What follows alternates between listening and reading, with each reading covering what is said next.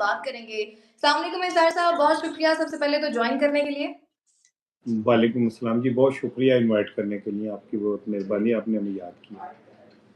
इज़हार साहब, आज फवाद चौधरी साहब ने ट्वीट किया और कैंसर अस्पताल से मुतल्लिक मरियम नवाज़ साहिबा जो है पंजाब में बनाने जा रही हैं। तो उनका जो एक पॉइंट था, मेरा ख़्याल है कि वो एक अच्छा पॉइंट था, लॉजिकल पॉइंट था कि अगर पहले से ही वहाँ पे शौकत खानम मौजूद है, तो उसकी कोई ज़रूरत नहीं थी। अगर इसको कहीं और पे शिफ्ट किया जाता तो बाकी लोग भी इससे मुस्तफ़ीद हो सकते थे। लेकिन उसमें फिर अस्मा बुखारी साहिबा ने मैसेज किया और उसको ट्वीट किया, उसका आंसर किया कि मेहनत कर, हसद ना कर। और उन्होंने सवालात भी उठाए कि शौकत खानम में जो है वो 3 स्टेज से ऊपर अगर कैंसर के पेशेंट्स होते हैं तो वो लेते ही नहीं है।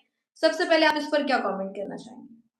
अच्छा देखें, वो जो आज़मा बुखारी ने कहा है कि मेहनत कर, हसद ना कर, तो हुँ। इमरान खान को अगर कम्पीट करना है तो इमरान खान ने तो सरकारी पैसों से तो नहीं बनाया है। अच्छा। इमरान खान ने तो जो हॉस्पिटल बनाया है, वो किसी मतलब वो सरकार से पैसे लेके नहीं बनाया है। और हुँ। दूसरी बात ये कि इमरान खान ने तो अपनी सारी ज़िंदगी की जमा पूँजी अपने बाद शौकत खानम के नाम कर दी है, तो ये भी हुँ। कर दें। या ये ऐलान करें कि हम अपने पल्ले से भी कुछ 10 एक अरब रुपए इसमें लगाएँगे। हुँ। तो मेहनत किस चीज़ की कर रहे हैं? क्यों पंजाब में भैंसों के गोबर पे भी टैक्स लग गया फी भैंस।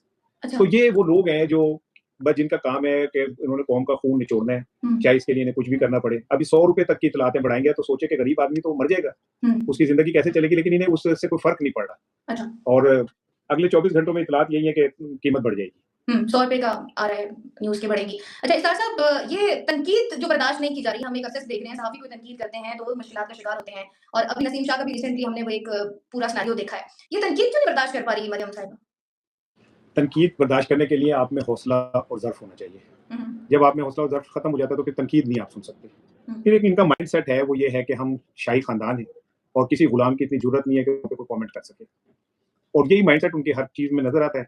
हुँ। और नसीम शाह को 2 करोड़ रुपए जुर्माना कर दिया है, तो आप मुझे बताएँ कि अगर एक बच्चे ने एक ट्वीट कर दिया जो उसके जज़्बात की अक्कासी था और हुँ। उसके ऊपर फिर उसने वज़ाहत भी दे दी, लेकिन उसके बावजूद आपको पता है नसीम शाह का तो करियर खत्म करना चाह रहे थे। ये कह रहे थे कि उसका कॉन्ट्रैक्ट कैंसल करें और हुँ। उसे फारिग कर दें। ये तो मोहसिन नकवी ने स्टैंड लिया और जुर्माना वगैरह करके उसकी जान बचाई है, लेकिन उसका हुँ। करियर अभी भी खतरे में ही है क्योंकि उसने मल्का आलिया के खिलाफ बात कर दी है, वो बच कैसे सकती है? हुँ। अच्छा इरशाद साहब, अब चूँकि ये सारी खबरें भी एक जानिब अपनी जगह हैं, 28वीं तरमीम की भी कुछ बातें की जा रही हैं, उसके लिए हमने देखा है कि बिलावल भुट्टो की भी मुलाकात हुई, मौलाना फज़ल रहमान के घर भी दोबारा से डेरे लगाए जा रहे हैं। क्या लगता है आपको, वाक़ई आने वाली है 28वीं तरमीम? आएगी क्यों नहीं आएगी? जिन्होंने 28वीं तरमीम लानी है, उन्हें कोई रोक सकता है? हाँ। और ये सारे जो हैं, मैं तो बार-बार कह रहा हूँ कि अपनी सियासी कब्र खोद रहे हैं।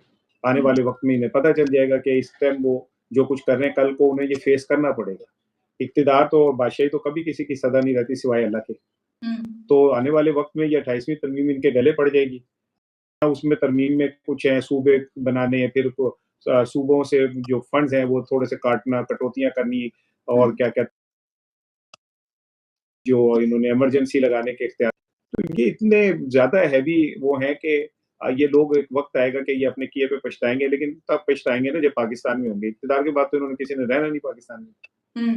अच्छा एक और चीज़ भी काफ़ी हमने देखा, हुज़ैफ़ा रहमान साहब ने जो प्रोग्राम में बात की, वो काफ़ी वायरल ट्विटर पे चल रही है। ये टिप वाला जो मामला था कि $25,000 की नवाज़ शरीफ साहब ने टिप दे दी पायलट्स को। मतलब ये अगर आप इसको कंपैरिज़न करें तो 70 लाख बनते हैं। तो इस पर क्या कमेंट करेंगे? हुँ, हुँ। वो बादशाह लोग हैं, लत से नवाज़ते थे। अब इस बार ये है कि बादशाह सलामत जो है $25,000 की टिप दे सकते हैं। अब अंदाज़ा करें कि एक मुल्क जो गुर्बत का शिकार है, भूख का शिकार है, लोग भूखे मर रहे हैं, लोगों के पास ज़िंदगी गुज़ारने का जवाज़ नहीं है। हुँ। वो अगर $25,000 की टिप उनका एक रहनुमा दे देगा, हुँ।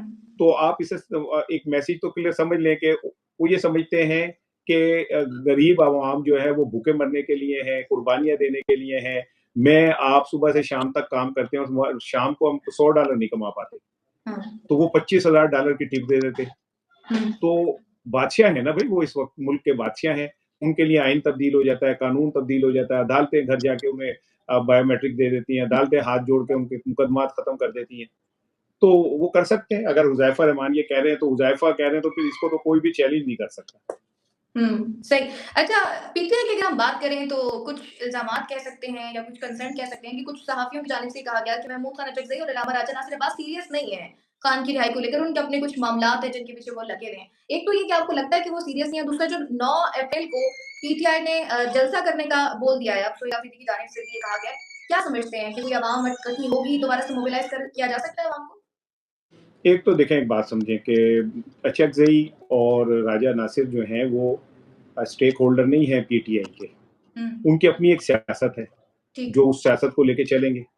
हुँ। वो अगर सीरियस नहीं है तो पीटीआई की अब खुद क़यादत जो है वो कौन सी सीरियस है? जो अच्छा। पीटीआई की अक्सरियत लीडरशिप है वो ये चाहती नहीं कि इमरान खान बाहर आए। हुँ। उनकी रोज़ी-रोटी तो चली इसी बात पे रही है कि इमरान खान जेल में रहे और हमारे बाहर रहे। इमरान खान बाहर आ गया तो कौन-सा लीडर और कौन-सी बात और कौन-सा कुछ, सब खत्म हो जाता है।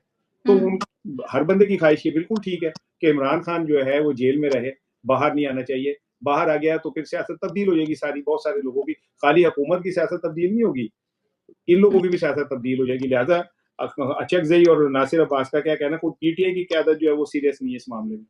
अच्छा, तो ये 9 अप्रैल का जलसा आप कामयाब होता हुआ देख रहे हैं? ये अब डिपेंड करता है कि पीटीआई की जो क़यादत है, वो कितना जेल होके इस जलसे को कामयाब करना चाहती है। ठीक। अगर पीटीआई की क़यादत जेल नहीं होती और इनके इख्तिलाफ़ात ऐसे रहते हैं और ये तक़सीम दर हुँ। तक़सीम का शिकार रहते हैं, तो फिर कैसे जलसा कामयाब हो सकता है? दूसरी चीज़ ये है कि जलसे की कामयाबी के लिए एक क्राउड पुलर चाहिए होता है।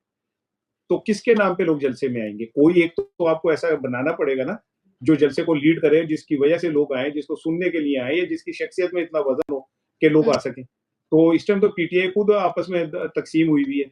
तो ये हुँ। बहुत बड़ा सवाल है कि कौन लीड करेगा जलसे को?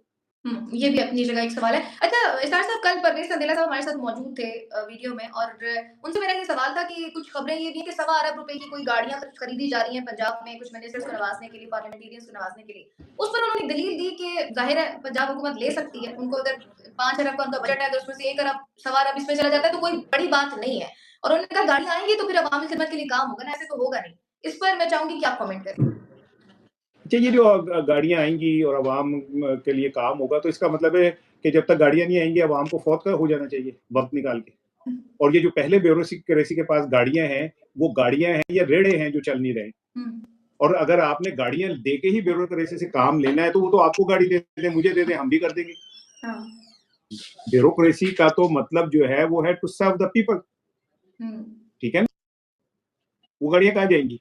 आज तक आप सादगी की हुँ। मुहिम कर रहे हैं, आप लोगों को तलकीन कर रहे हैं, 2 स्कूल के बच्चों को बिठा रहे हैं। हुँ। खुद 30-30, 35-35 गाड़ियों के कॉन्वॉय के अंदर आप फिर रहे होते हैं। हुँ। एक तरफ आप पीएसएल में लोगों को कहते हैं घर बैठे पेट्रोल बचाना है, दूसरी तरफ खुद आपको बम एहलो-ए-आल वहाँ पहुँचे होते हैं। हाँ। अच्छा सर साहब, आप जो कि खुद भी पंजाब में हैं, लाहौर में हैं, किफ़ायत-कारी मुहिम कैसे जारी है हुकूमत की? मतलब अगर नंबर देना चाहें तो आप कितने नंबर देंगे?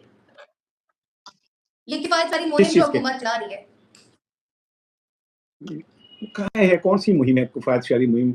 लोगों को बेवकूफ़ बनाना, किफ़ायत-शरी मुहिम। अभी मैं एक प्रोग्राम में से आया जी। हूँ, तो उसमें हमारे एक एनालिस्ट ने दावा किया कि ये जो गल्फ़ स्ट्रीम तैयारा है, ये 2 दफ़ा इस्लामाबाद गया और वापस आया है। और क्या कहते हैं, उसमें एक लाहौर की मिनिस्टर बैठी थी। जो लोग कौमी मसाइल को इस तरह बेदरगे इस्तेमाल कर रहे हों, ज़ालिमाना अंदाज़ में, उन लोगों से आप ये कहेंगे जी वो कोई हमें सादगी मुहिम चलाएँगे। भाई, उनको सादगी का मतलब ही नहीं पता, तो सादगी मुहिम कैसे चलाएँगे? और हुँ। आप और मैं क्या सादगी करेंगे? हम कौन से क्या कहते हैं कोरोला कारों में या हम मर्सिडीज़ गाड़ियों में फिर रहे हैं। हुँ। तो हमने क्या सादगी करनी है? हम तो वैसे ही हैंड टू माउथ लोग हैं। बहुत शुक्रिया सारा साहब, आपके कीमती वक़्त का। नाज़रीन, वीडियो का इख्तिताम करते हैं इस दुआ के साथ कि अल्लाह ताला पाकिस्तान पर अपनी रहमतें नाज़िल फरमाए। आमीन सुम्मा आमीन। अपना ख़्याल रखिएगा।